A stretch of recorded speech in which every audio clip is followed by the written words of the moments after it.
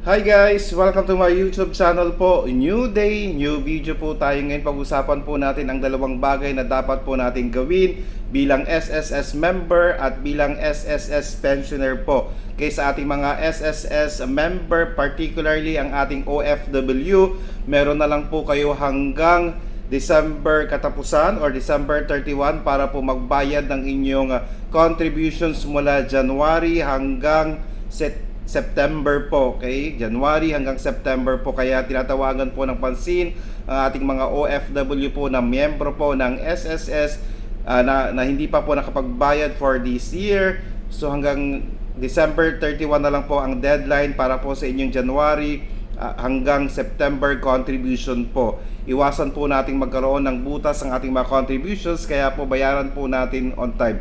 Ngayon, for the month of October po hanggang December 2025 po, ang deadline po nito para sa ating OFW ay hanggang January 31, 2026 po. Pangalawa po, okay, sa ating mga SSS pensioners po for the month of December na hindi pa po nakapag-comply, mag-comply na po ng ACOP or Annual Confirmation of Pensioner po. Malaki po ang magiging problema po dito pag kayo po ay hindi po nakapag-comply. Ngayon, kung kayo po ay retiree pensioner po at meron pong edad na 80 years and above at ito po ang inyong birth month, mag-comply na po kayo hanggang December 31 po. Kung kayo naman po ay total disability pensioner po at birth month po ngayong December, please mag-comply na po kayo ng ACOP. Kung kayo naman po ay survivorship pensioner po at birth month po ng inyong asawa ngayong Disyembre, meron na lang din po kayo hanggang December 31. At kung kayo po ay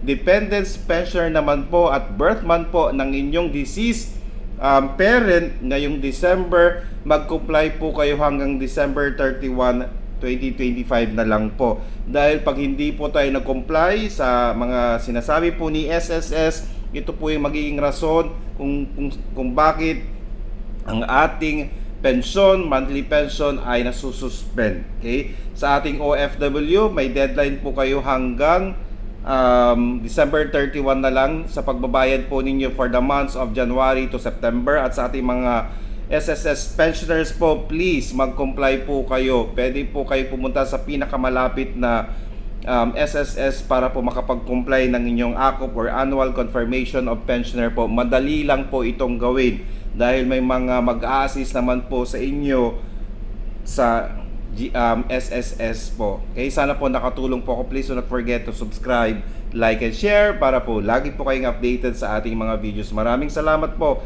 and stay safe. Bye-bye!